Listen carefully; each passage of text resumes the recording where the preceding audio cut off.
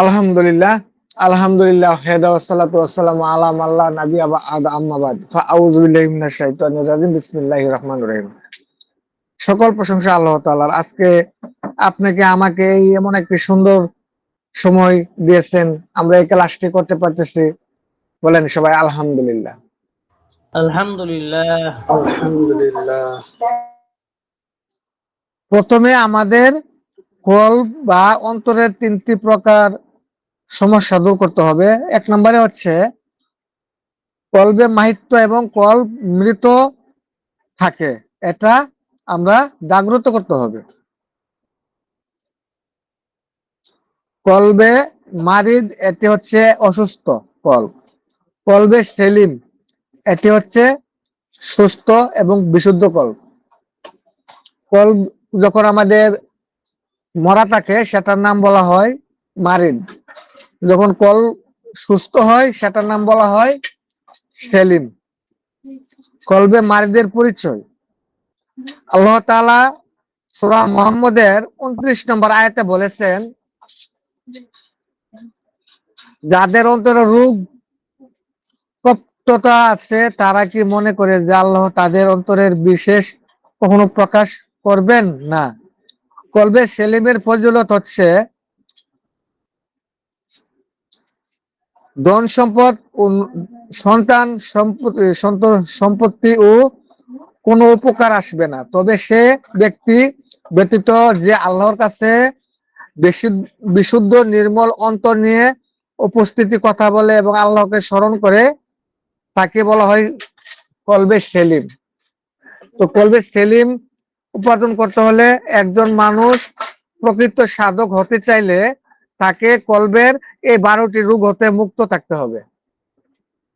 এই 12টি রোগ যদি আমাদের কলবের মধ্যে থাকে তাহলে আমরা কোনোদিন সাধক হতে পারবো না এবং আমরা কোনোদিন কামিয়াবি হতে পারবো না, আমরা কোনোদিন একজন ভালো মুদাব্বির হতে পারবো না। তো সে 12টি রোগ কি, আজকে আমরা এটা জানবো। আমার কথা শুনতে পাচ্ছেন?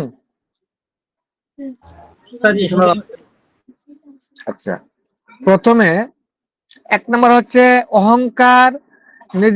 নিজেকে শ্রেষ্ঠতা দাবি করা যাবে না, লিখে রাখেন। হিংসা, অন্যের ভালো দেখে হিংসা করা যাবে না। 3 নম্বরে হচ্ছে মিথ্যা কথা বলা এবং সত্যকে গোপন করা যাবে না।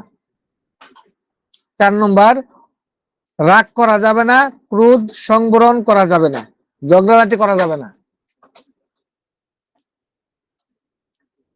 5 নম্বরে দুনিয়ার ভোগ বিলাস, অন্তরে অতিরিক্ত দুনিয়া প্রেম রাখা যাবে না, মায়া কমাইতে হবে দুনিয়া থেকে। 6 নম্বরে লোক দেখানো আমল করা বা কোনো কাজ করা বা কোনো নামাজ পড়া যাবে না। লোক দেখানো, আপনি ইবাদত করবেন যেন মানুষ দেখে দেখে না, গোপন ভাবে আমল করবেন, ইবাদত করবেন। 7 নম্বরে কৃপণতা, দান করার মধ্যে কৃপণতা করা যাবে না, শ্রদ্ধা নিতে হবে। এবং 8 নম্বরে হচ্ছে মানুষের বদনাম করা যাবে না, গীবত করা যাবে না, অন্যের দোষ নিয়ে সমালোচনা করা যাবে না। 9 নম্বর অতিরিক্ত পাওয়ার আকাঙ্ক্ষা করা যাবে না, যতটুকু আপনার আছে তা নিয়ে আল্লাহর কাছে সন্তুষ্ট থাকতে হবে এবং আল্লাহর কাছে আলহামদুলিল্লাহ প্রকাশ করতে হবে। 10 নম্বরে হচ্ছে কি না, অথবা আপনার ভিতরে একটা হারামজাদা মানুষ না, দুটো এর ভিতরে হারামজাদা বা ওর ভিতরে খারাপ প্রলোভন, এসব ধরনের কোনো কিছু করা যাবে না।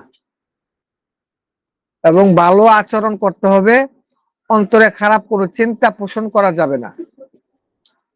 দুনিয়াতে চিরকাল থাকার বা অনেক দিন বাঁচার পরিকল্পনা করা যাবে না। আপনার প্রতিদিন বলতে হবে আমি কখন যেন মারা যাই, আমার হায়াত কেমন আছে, আল্লাহ তুমি আমাকে মাফ করো, আল্লাহ আমি যেন কখন মারা যাই, আমি বেশি দিন থাকার আশা করি না। এই চিন্তা ভাবনাটা মনের মধ্যে আপনার রাখতে হবে। 12 নম্বর হচ্ছে মানুষের কাছে প্রশংসা পাওয়ার ইচ্ছা করবেন না। আপনার যদি ভালো আমল, ভালো ইমান, ভালো জ্ঞান হয়, মানুষই দেখবে, মানুষই আমল করবে, আপনি বলতে যাবেন না। বুঝছেন আমার কথা? জি। তো এই 12টা রোগ থেকে আমরা এইগুলা থেকে বেঁচে থাকবো এবং আমরা সবসময় নিজেকে অনেক ছোট মনে করব, সবসময় নিজেকে অনেক ছোট মনে করব, নিজেকে অনেক বড় মনে করব না। যদি নিজেকে অনেক বড় মনে করে দাবি করেন তাহলে আপনার ভিতরে আল্লাহর দেয়া যে সম্পদ যা দান করছেন এগুলো আস্তে আস্তে বিলীন হয়ে যাবে, কিছুই থাকবে না। আপনি যত বড়ই আমলের আমলের ইয়া করেন আর যতই বড় আলেম হন, যতই বড় বুজুর্গ ব্যক্তি হন, আপনি যদি নিজেকে দাবি করেন যে আমি অনেক বড়, তাহলে শেষ শেষ। আপনি আপনার সবসময় বলতে হবে যে আমি কিছুই না, আমি সাধারণ একটা ব্যক্তি, আমি সাধারণ মানুষ, আমার শুধু ক্ষুদ্র জ্ঞানে মানুষকে এবার সেবা দিতে চাই, এতটুকুই যথেষ্ট। আমি আর বেশি বেশি বলতে চাই না।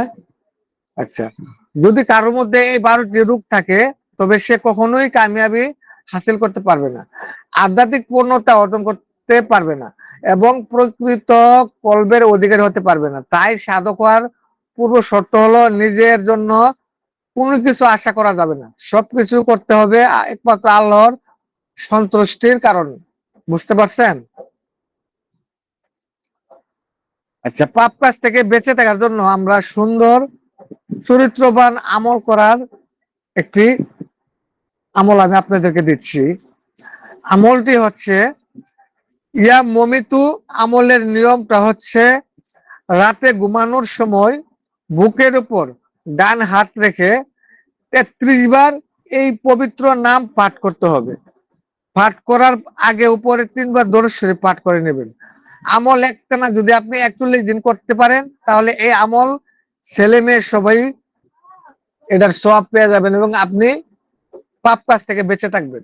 আপনার পাপ কাজের প্রতি আপনার মন একদম যাবে না এবং পাপ কাজ যদি মনে করেন যে এটা পাপ কাজ, আপনার মন থেকে বাধা আসবে যে এটা করবো না, এটা করবো না, আপনার মন থেকে বাধা আসবে, আপনার এটা করতে যাবেন না।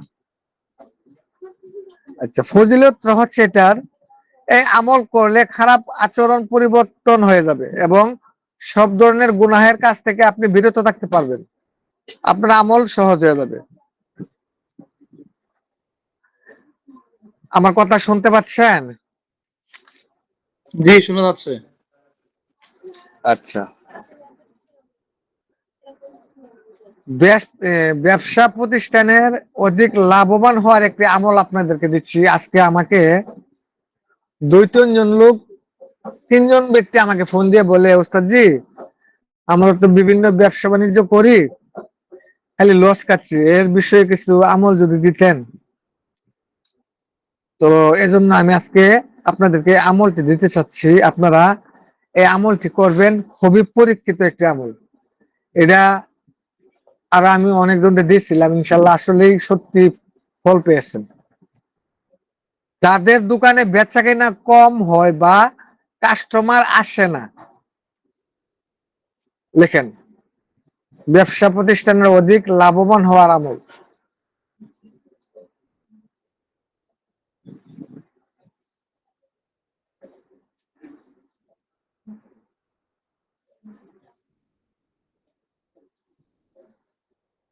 লেখছেন? জি উস্তাদ, জি লেখা হয়েছে। আচ্ছা, যাদের দোকানে বেচা কেনা কম হয় বা কাস্টমার আসে না তাদের জন্য আমি এই আমলটি দিতে চাচ্ছি। আমলটি অত্যন্ত কার্যকরী। এখানে 3টি ভিন্ন ভিন্ন আমল করতে পারবেন, যার যেটা পছন্দ সেটা আপনারা সুবিধা হয়ে ভাবে করতে পারবেন। আমলটি বেছে নিতে পারেন আপনি যেভাবে করতে চান। প্রথম হচ্ছে সূরা কাউসারের আমল। এই আমলটি সকালে বা যে কোনো সময় করা যাবে, তবে সকালে করলে সবচেয়ে ভালো। কথাটা মনে রাখবেন, সূরাতুল কাউসার সকালবেলা ফজরের নামাজ শেষ করে 129 বার সূরাতুল কাউসার পাঠ করবেন নিয়ত করে যে হে আল্লাহ, আমার দোকানে কাস্টমার আসার ব্যবস্থা করে দাও এবং বেচা কেনা বাড়ায় দাও, তোমার কাছে সাহায্য চাচ্ছি। ঠিক আছে? কতবার? পাঠ 100 শেষে 29 বার 130 বার। আগে পরে দুরূদে ইব্রাহিম পড়তে হবে 3 বার। আপনি দোকানে গিয়ে বসেন, বসার পর আবার 129 বার পরে ক্যাশ বাক্সতে ফু দিবেন 3টা। প্রথম নামাজ, ফজরের নামাজ শেষ করে 129 বার আল্লাহর কাছে দোয়া চাইলেন পয়রা। তারপরে আপনি যখন 7টা 8টার দিকে 10টার সময় দোকানে গেলেন, দোকানে গিয়ে বসলেন, বসার পর 3 বার দুরূদ শরীফ পাঠ করবেন। পাঠ করার পর 129 বার সূরাতুল কাউসার পরে 3টা দম করবেন ক্যাশের মধ্যে, যেখানে টাকা পয়সা রাখেন সেখানে 3টা দম দিবেন। দম দিয়ে আবার 3বারই দুরূদ ইব্রাহিম পাঠ করবেন ইনশাআল্লাহ। এভাবে প্রতিদিন আপনি এই আমলটি করতে পারেন, এটা খুবই পরীক্ষিত। আচ্ছা, 2 নম্বরের আমল, পানি পড়ার আমল। জাদু বা বদ নজর কাটার জন্য আপনার দোকানে যদি কোনো কিছু করা থাকে বা কেউ কোনো তাবিজ কবজ করে দোকান বন্ধ করে রাখে, সেই ক্ষেত্রে আপনি 1 গ্লাস পানি নেবেন। নেওয়ার পর আপনি 1 গ্লাসে নিতে পারেন, অথবা 5 লিটার পানির বোতলও আপনি এই কাজটা করতে পারেন। ফজরের নামাজ পড়ে আপনি এই আমলটা করবেন। 5 লিটারে একটা বোতল নেবেন ভর্তি করে পানি, তারপর 11 বার দরুদ শরীফ পাঠ করতে হবে। পরে 11 বার দরুদ শরীফ পাঠ করে এই পানির কন্টিনে ফুঁক দিবেন। তারপর 11 বার সূরা ফাতিহা পড়বেন, 11 বার আয়াতুল কুরসি পড়বেন, 11 বার সূরা ইখলাস পড়বেন, 11 বার সূরা নাস পড়বেন, 11 বার সূরা ফালাক পড়বেন, 11 বার সূরা কাফিরুন পড়বেন। পড়ার পর আবার লাস্টে 11 বার ইয়া রজ্জাকু পড়বেন। 11 বার করে পরে পরে একটা করে ফু দিবেন ওই পানিতে।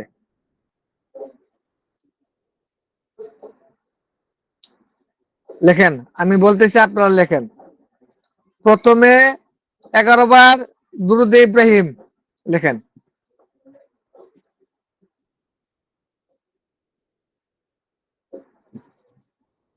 11 বার সূরা ফাতিহা,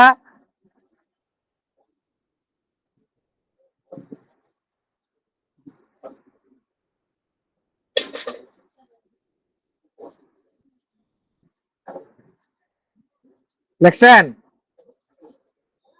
জি উস্তাদ জি। 11 বার সূরা আয়াতুল কুরসি,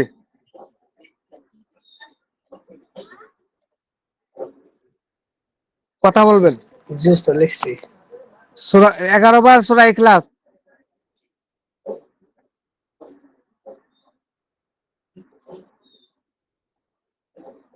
11 বার সূরা নাস, 11 বার সূরা ফালাক, 11 বার সূরা কাফিরুন, শেষে 11 বার ইয়া রজ্জাকু। আপনি যে কোনো মানুষকে পানি পড়া দিতে পারেন। যদি কোনো দোকানদার, কোনো ব্যবসায়ী আপনার কাছে আসে, আপনি এই নিয়মে পানি পড়া দিবেন। সে এই পানি পড়াটা কি করবে আমি আপনাদেরকে বলে দিচ্ছি, আপনারা লেখা শেষ করেন। শেষ করে লাস্টে আপনি 11 বার দরুদ শরীফ আবার পড়তে হবে।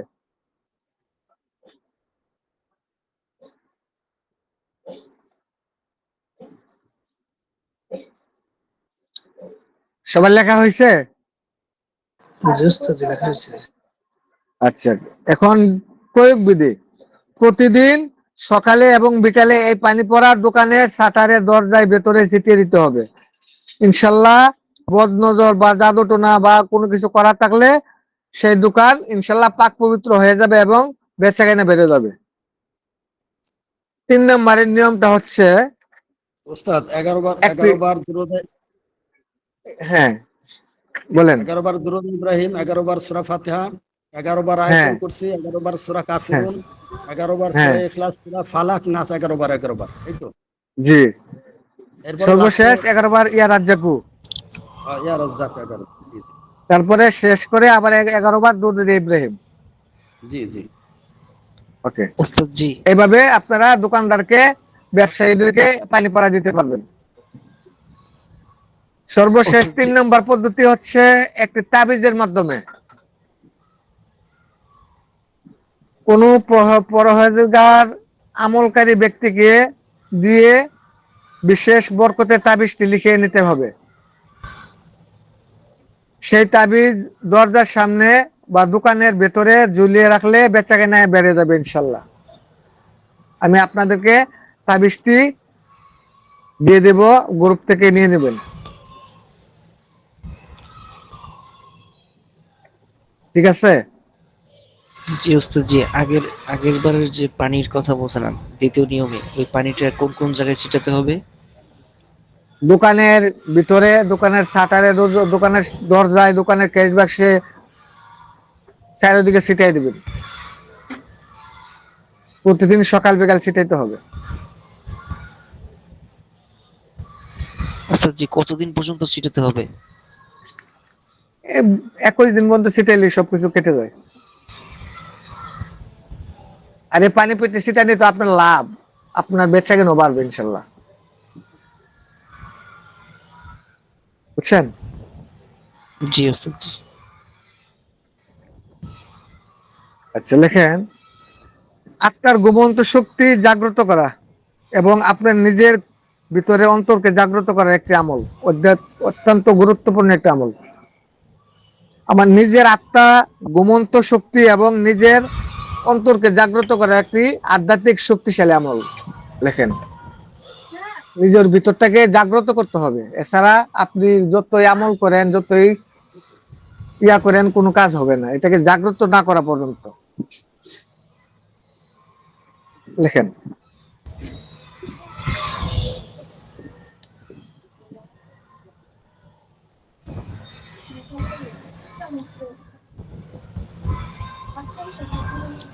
লেখছেন?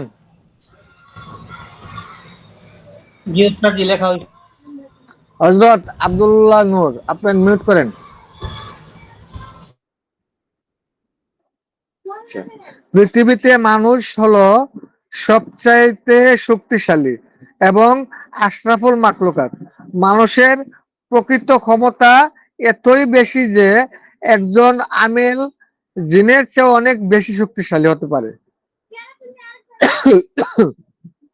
কিন্তু আমরা আমাদের গুনাহ ও আল্লাহর নাফরমানির কারণে আল্লাহর ওয়াদা ভঙ্গ করতে, আল্লাহর ওয়াদা, আমল, ইমান আমরা করি না। এই কারণে, এই নাফরমানির কারণে সেই শক্তি আমরা হারিয়ে ফেলেছি এবং কল্প মৃত বা ঘুমন্ত হয়ে পড়েছে। তাই আমাদের আবার এই ঘুমন্ত হৃদয়কে জাগ্রত করতে হবে, যাতে আমরা আমাদের হারিয়ে যাওয়া শক্তি ফিরে পেতে পারি। আপনারা রাজি আছেন? জি ইনশাল্লাহ উস্তাদ জি। এই আমলটি করতে হলে এটার নিয়ম হচ্ছে, প্রতিদিন রাতে চক্ষু বন্ধ করে এই জিকিরটি আমরা করব। জিকিরটি আমি আপনাদেরকে পরে বলবো, কিন্তু নিয়মগুলো আমি বলতেছি। নিয়মটি হচ্ছে, সর্বনিম্ন প্রতিদিন 1000 বার পাঠ করতে হবে। এর বেশি যত ইচ্ছা পাঠ করা যাবে, কিন্তু কম করা যাবে না। শর্ত এবং পরামর্শ হচ্ছে, যে কোনো দিন থেকে এই আমলটি শুরু করা যাবে। ঠিক আছে? এটার ফলাফল, এই আমলটি নিয়মিত করলে নিজের ঘুমন্ত হৃদয় বা নিজের অন্তর আবার নতুন করে জেগে যাবে এবং ইনশাল্লাহ মানুষ তার রুহানি শক্তি, আধ্যাত্মিক শক্তি, প্রকৃত স্বাদ অনুভব সে করতে পারবে। আমার থেকে তাহাজ্জুদ পেতে হলে, না এটা আমার বলার দরকার নাই। যদি আপনার পীরের কাছ থেকে তাহাজ্জুদ পেতে চান, তাহলে কোন এক তরিকার পন্থায় আপনি পীরের কাছ থেকে এই তাহাজ্জুদ পাইতে পারেন। এই তাহাজ্জুদের উনি কিভাবে করতে হবে সেটা আপনাকে বলে দিবে, এবং আমি যতটুকু আপনাদেরকে দিতে পেরেছি এভাবে করতে পারেন। আপনাদের যদি কোনো পীর মাশায়েখ ধরা না থাকে, তাহলে আপনারা প্রতিদিন ফজরের এবং মাগরিবের নামাজের পর সোয়াব রেসানি করতে হবে। সকল পীর আউলিয়া এবং আপনার উস্তাদ, মা বাবা, সবার প্রতি আপনি আমলটি করে এই সোয়াব রেসানিটা সবার উপর করতে হবে। তাদের রুহে বকশিশ পৌঁছায় দিতে হবে ফজরের নামাজের পর এবং মাগরিবের নামাজের পর। আপনারা এই আমলটি যদি করে, এই মৃত ব্যক্তির উপর সকল পীর আউলিয়ার উপর, আপনার উস্তাদের উপর, আপনার মা বাবার উপর, সকল মই মুরব্বির উপর যদি আপনারা এই আমলের সওয়াব রেসানি করেন, তাহলে আপনারা আপনাদের ঘুমন্ত শক্তি, আপনাদের ঘুমন্ত কলব অন্তর জাগ্রত হয়ে যাবে। বুঝছেন? আমার কথাগুলো শুনতে পাচ্ছেন? জি শুনতে পাচ্ছি। জি ওস্তাদ জি। আমলটা করবেন যদি আপনাদের মনে ইচ্ছা হয়, তাহলে আউলিয়ার ফায়েজ আসবে ইনশাল্লাহ। এই আমলটি যদি আপনারা করেন, আপনাদের অন্তরে আউলিয়াদের যে আমল করলে যে ফায়েজ, সেই ফায়েজটা আপনাদের অন্তরে চলে আসবে। আচ্ছা, আমলটা হচ্ছে কি, ইস্তেগফার 7 বার, দুরূদ ইব্রাহিম 7 বার পড়বেন। পড়ার পর আপনি আস্তাগফিরুল্লাহ 14 বার, সূরা ফাতিহা 6 বার লেখেন। প্রথমে 7 বার ইস্তেগফার এবং দুরূদ শরীফ পাঠ করতে হবে।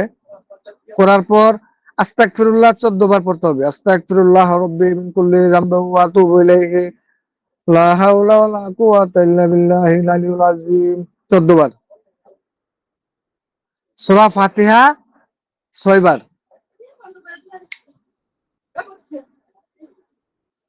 সূরা ইখলাস 22 বার লেখেন, 22 বার।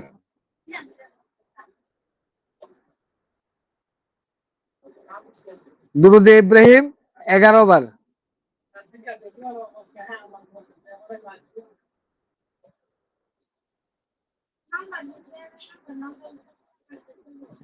লিখছেন? জি ওস্তাদ জি, লেখা হয়েছে। জি ওস্তাদ লেখা হয়েছে। আচ্ছা, তারপর সবশেষে আপনি 11 বার দুরুদে উম্মি পড়তে হবে। দুরুদে উম্মি হচ্ছে এটা, আল্লাহুম্মা সাল্লি আলা সাইয়্যিদিনা মুহাম্মাদ বিন নাবিল উম্মি আলিহি ওয়াসাল্লাম। সর্বশেষ যেই জিকিরটির কথা বলছিলাম, সেই জিকিরটি হচ্ছে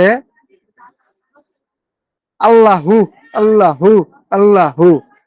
কমপক্ষে 1000 বার এই জিকিরটি প্রতিদিন সকাল সন্ধ্যা করতে হবে। কমপক্ষে 1000 বার আল্লাহু আল্লাহু আল্লাহু, এভাবে 1000 বার। তার চেয়ে অধিক পরিমাণ বেশি যদি পড়েন, আপনাদের আরো বেশি সওয়াব হবে। আমলটি করার পর আপনারা শেষে আবার 7 বার ইস্তেগফার দরুদ শরীফ পড়ে আল্লাহর কাছে দোয়া করবেন। দোয়াটি করতে হবে এভাবে, হে আল্লাহ, আপনি আমাকে মাফ করে দেন, সূরা ফাতিহা, ইখলাস, দুরূদে সওয়াব লক্ষ কোটি গুণ বৃদ্ধি করে দেন। রাসূল সাল্লাল্লাহু আলাইহি সাল্লামের নূরানি কদমে এই সওয়াবটুকু পৌঁছায় দিন। নূর নবী সাল্লাল্লাহু আলাইহি সাল্লামকে ওসিলা করে সমস্ত আম্বিয়া আলাইহিস সালামকে, ওলিয়া উলিয়া রহমাতুল্লাহ আলাইহির রূহে পৌঁছায়া দিন। খাস করিয়া বড় পীর আব্দুল কাদের জিলানী রহমাতুল্লাহ আলাইহির, মুজাদ্দিদি আল ফাসানি রহমাতুল্লাহ, খাজা বাহাউদ্দিন নকশবন্দি রহমাতুল্লাহ আলাইহির রূহে পৌঁছায়া দিন। ওনাদের সকলের ওসিলায় আফজাল আহমেদ জৈনপুরি, সিদ্দিকুর রহমান কাঞ্চন, শাহজালাল পাগলা, ফজল মাহমুদ, ইমরান আল মুজাদ্দিদ ও অদম সহবাইকরাম সকল পীরাউলিয়াদের রূহে পৌঁছায়া দিন। এভাবে আপনারা এই আমলটুকু করতে হবে। এখন যে আমলটা আপনাদেরকে দিছি, সেটাকে আপনারা বুঝতে পেরেছেন? জি বুঝতে পেরেছি। জি ওস্তাদ জি। আমাদের ঘুমন্ত আত্মাকে জাগ্রত করার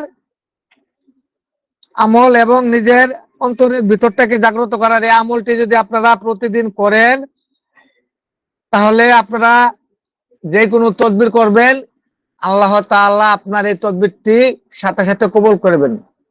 কারণ আমরা এই নাপাকি মুখে যদি আমরা আল্লাহকে ডাকি, তাহলে কোনো কবুল হবে না। আমাদের ভিতরটাকে পবিত্র করে, আমাদের মুখ পবিত্র করে যদি আল্লাহকে একবার ডাক দেই, একবার আল্লাহ বলছেন যে তোমরা আমাকে একবার ডাক দিলে 10 বার ডাকের সব তোমাদের আমলনামায় লিখে আনি। তাহলে আমরা আমাদের ঘুমন্ত আত্মা, আমাদের ঘুমন্ত অন্তর জাগ্রত করলে আমাদের দোয়া এবং আমাদের তদবির, আমরা যাই কিছু না করি না কেন, আল্লাহকে যত করে ডাকি না কেন, আল্লাহ আমাদের সেই ডাকে সাড়া দেবেন। বুঝতে পারছেন সবাই? জি ইনশাআল্লাহ।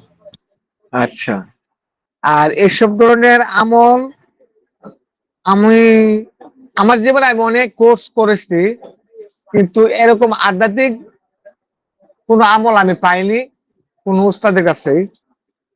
এসব আমল তো দেওয়া হয় শুধুমাত্র পীর মাশায়েখ ছাড়া, এসব আধ্যাত্মিক জগতের আমল দেয় না।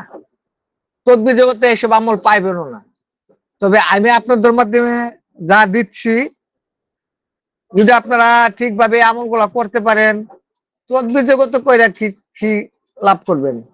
এই আমল যদি একবার কইরা নিতে পারেন, আপনি 1 বছরে একজন উস্তাদের কাছে থেকে যা পাইবেন, আপনি এই আমলের মাধ্যমে তার চেয়ে ডাবল গুণ ক্ষমতা পাইবেন। এই আমল করলে আপনি কোনো তদবির করা লাগবে না, শুধু বিসমিল্লাহ বলে একটা রোগীকে ফু দিবেন, এটা হয়ে যাবে। বুঝছেন?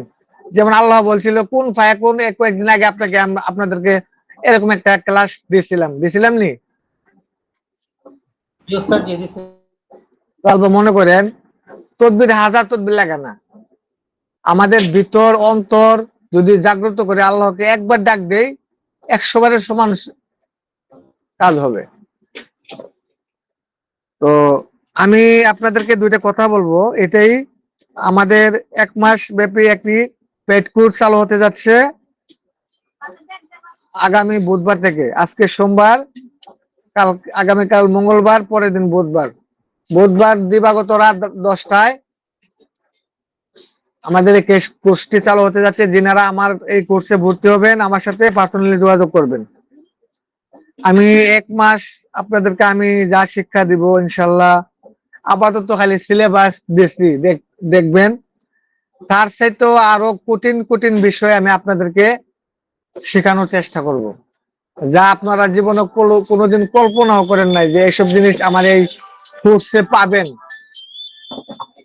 আধ্যাত্মিক কিছু বিষয় আমি আপনাদের কাছে দেওয়ার চেষ্টা করব। এখন আপনাদের যদি কোনো প্রশ্ন থাকে আপনারা করতে পারেন, আমাকে বলেন, আপনাদের কোনো প্রশ্ন করতে পারেন। জি, ওয়ালাইকুম সালাম, বলেন।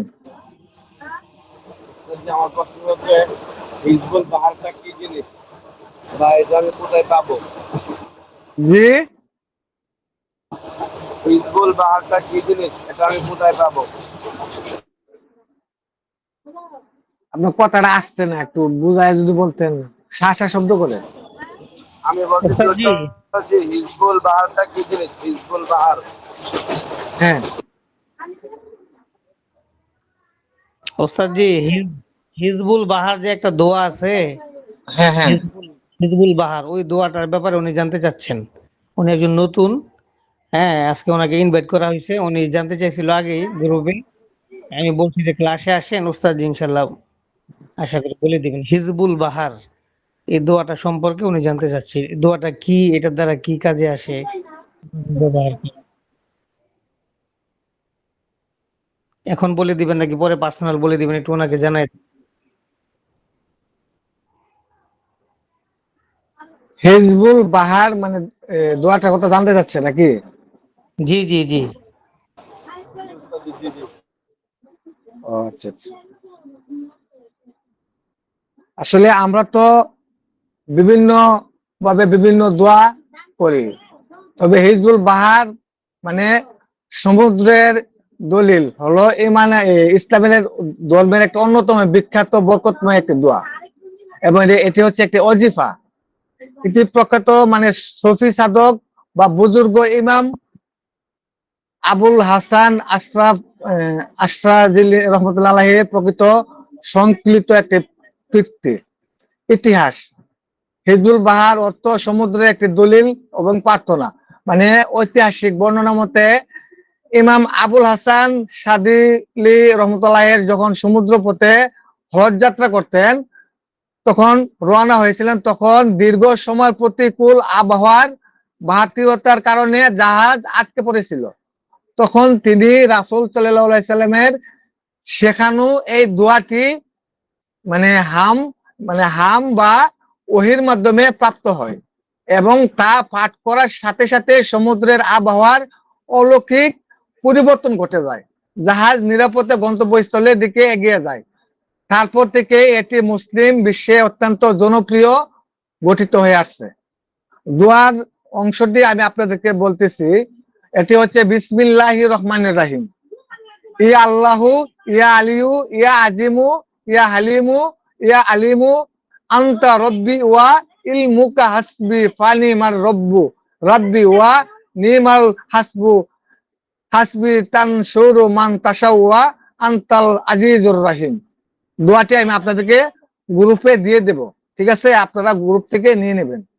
এটার অর্থ হচ্ছে, হে আল্লাহ, হে মহান, হে অতি বড়, হে সহনশীল, হে সর্বজ্ঞানী, আপনি আমার রব এবং আমার জ্ঞান আমার জন্য যথেষ্ট। কত উত্তম আমার রব এবং কত উত্তম আমার জন্য এ যথেষ্ট। আপনি যাকে ইচ্ছা সাহায্য করেন তাই, এবং আপনি অনেক প্রমাণ এবং অনেক দয়ালু। বুঝতে পারছেন? এই দোয়াটুকু আমি আপনাদেরকে দিয়ে দেবো ইনশাল্লাহ। এই দোয়ার বরকতে আপনারা অনেক কঠিন কাজও সহজ করে নিতে পারবেন এই দোয়ার মাধ্যমে।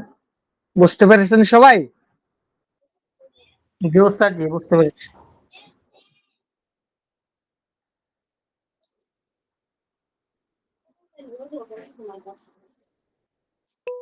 আজকে কয়েকজন আমাদের নতুন হুজুর আসছেন, আশা করি আলহামদুলিল্লাহ আমাদের এই ফ্রি ক্লাসে যুক্ত হয়ে আপনারা আশা করি উপকৃত হয়েছেন।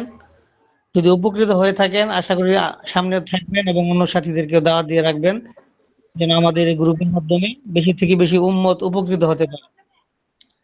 আমি কিন্তু গ্রুপে দোয়াটা দিয়ে দিচ্ছি, দেখেন।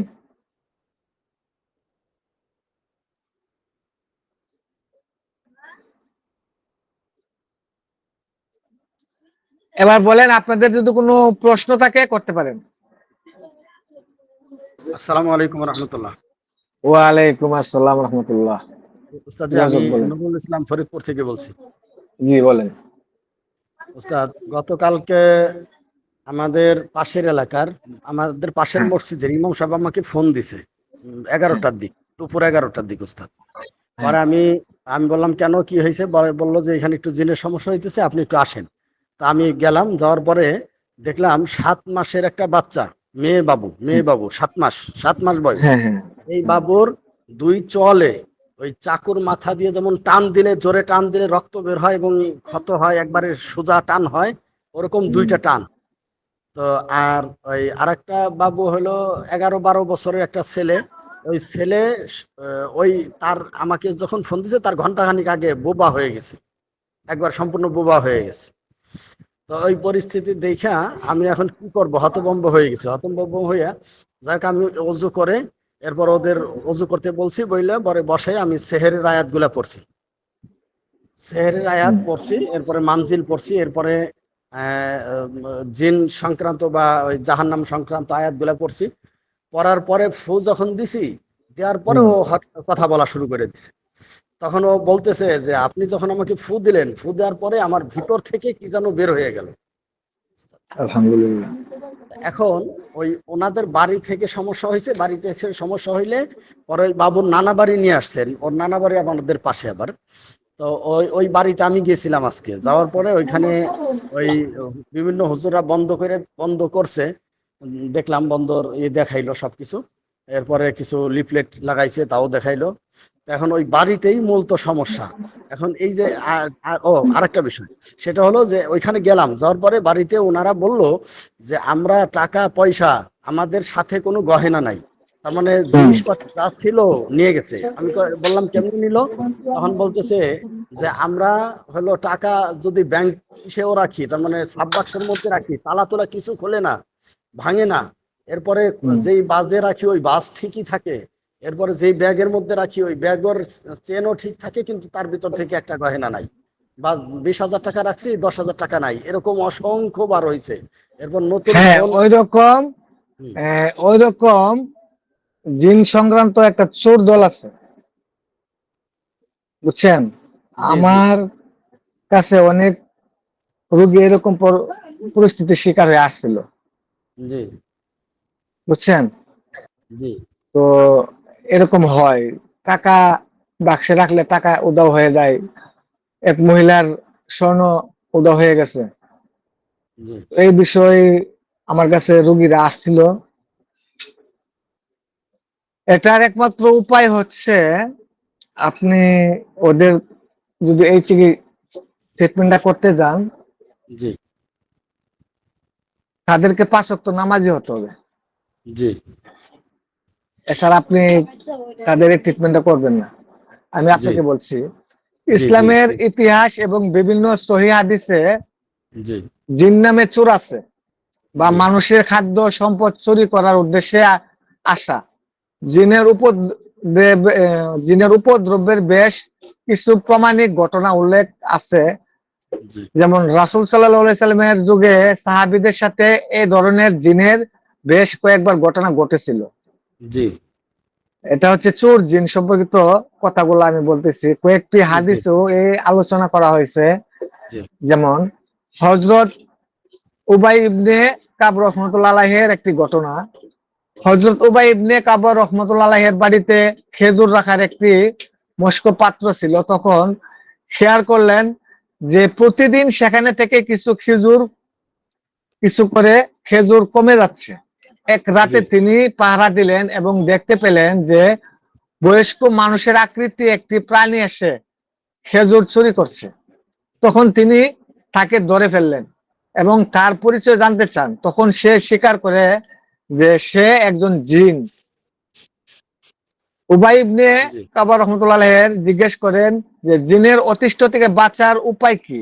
তখন সেই জানায় যে রাতের শোবার সময় সে জি যদি আয়াতুল কুরসি পাঠ করে ওই শয়তানের অনিষ্ট থেকে নিরাপদ থাকতে চায়, তবে সে প্রতিদিন 7 বার আয়াতুল কুরসি পাঠ করে ওই বালের উপর যদি দম করে সে ঘুমায় এবং নিজের উপরে দম করে ঘুমায়, তাহলে সে এটা থেকে বেঁচে থাকতে পারবে। সেই জিনেরা এটার মধ্যে হাত দিলে আগুন লেগে যাবে তাদের শরীরে।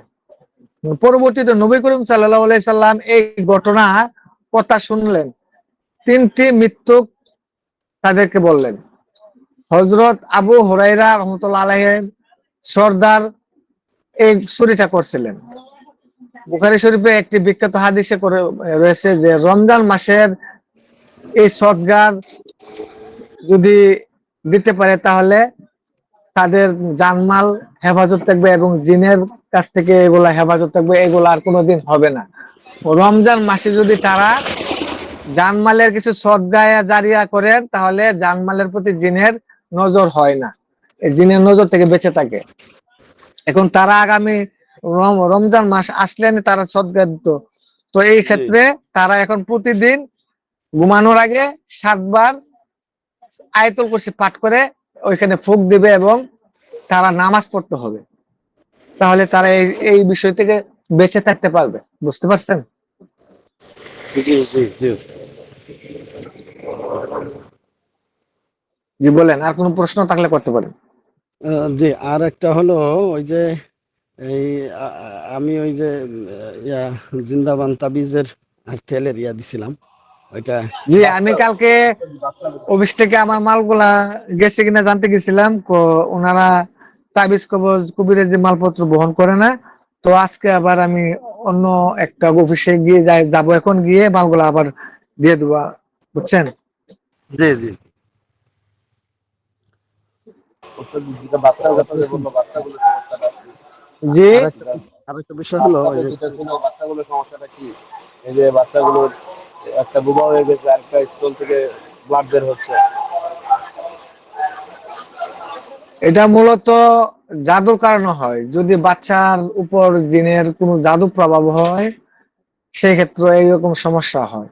তো সেক্ষেত্রে জিনের ট্রিটমেন্ট দিবে, ইনশাল্লাহ সেগুলা ভালো হয়ে যাবে।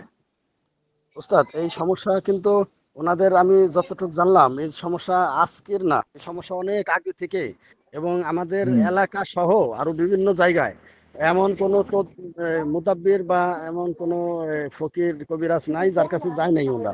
তো ওনারা জি যে সমস্যা ফিল করতে এর আগেও ওই ছোট বাচ্চাটা শোয়া ছিল, পরে জানালা দিয়ে একটা আগুনের ভলকা আইসা ওই ছোট বাচ্চার মুখ পুড়ে গেছে। এরপরে ওই যে জি পাশে জি একটা বুঝতে শোকেস ছিল, পেরেছি। শোকেসের পিছনের দেওয়াল পুড়ে গেছে। আর মাঝে মধ্যে এরকম এই যে আসরের দাগ পাওয়া যায়। বুঝতে পেরেছি। হযরত এই তদবিরটা আপনি যদি করেন আপনার ক্ষতি হবে, আপনি পারবেন না। এটা আসলে দেখতে দেখা যায় ছোট, এটা অনেক জি এই জিনে অনেক গো শক্তিশালী। হুম। জি অনেক শক্তিশালী, অনেক টাকা আস্তানা করে আলাইছে বাসায়। এটা হুম। চালনা জাদু হবে সম্ভবত। জি এটা অনেক অনেক কঠিন, শক্তিশালী একটা। তদবির করতে গেলে সমস্যা হইব আপনার। ওস্তাদ, তাহলে এই কাজটা কি আপনাকে দিয়ে দিতে? দেখেন আমি তো অবসর পাই না, আমি বিভিন্ন রোগীপত্র আমার কাছে আসলে আমি সবার চিকিৎসা করি না, অনেক রোগী ফিরাই দেয়, আমি সময় পাই না বুঝছেন। আমি আপনাকে হেল্প করবো না, কিভাবে করবেন আমি আপনাকে শিখাই দেবো না, কিভাবে করতে হবে আমি সহযোগিতা করবো, আপনি করেন। আপনি আমার কাছ থেকে আসছেন শিখতে, আপনি করবেন, আমাকে দিবেন কেন? আপনি না পারলে আমি হয়তো একটু চেষ্টা করবো। জি ওস্তাদ, দেখেন তাহলে আমাকে আপনার যত রোগ ছাত্ররা আসে আমি তাদেরকে বলি আপনারা যখন না পারবেন তখন আমি আপনাদের জন্য সহযোগিতা করবো, কিন্তু আপনারা আমার কাছে শিখতে আসছেন, আপনারা চেষ্টা করেন, না পারলে আমি আপনাদেরকে বলবো এভাবে এভাবে করবেন, ইনশাল্লাহ। শিখতে জি আসেন, ওস্তাদ, শিখেন, হাতে কলমে ধরায় শেখাবো, জি ওস্তাদ। বুঝলেন নি? ঠিক আছে, তাহলে আমি আপনাদের কাছ থেকে বিদায় নিচ্ছি, সবাই ভালো থাকবেন, সুস্থ থাকবেন, আমার হাতে সময় কম তো। আসসালামু আলাইকুম রহমতুল্লাহ বারাকাতুহু।